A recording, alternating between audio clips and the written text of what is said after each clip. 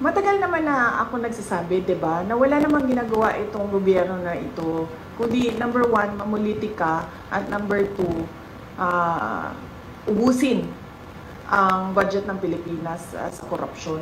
So yan lang yun ang ginagawa nila, sir, sa totoo lang. Meron ba kayong nakikitang project? Wala, 'di ba? So ibig sabihin, wala na silang ibang objective para sa kanilang pagkaupo diyan sa administrasyon, kundi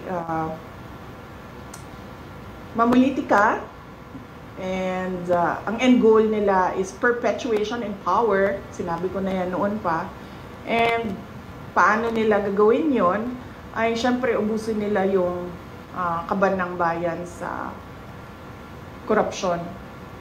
Kasi kung talagang seryoso ang ombudsman sa pag-iimbestiga, imbestigahan din nila yung laptop corruption scandal ng Department of Education.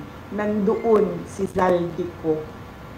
At alam ko yun dahil gumawa kami ng sarili naming investigation sa loob ng Department of Education noong ako ay Department of Education Secretary.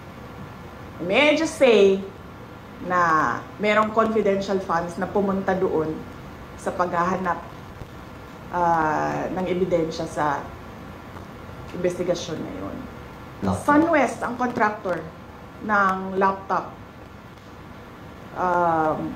doon sa DepEd.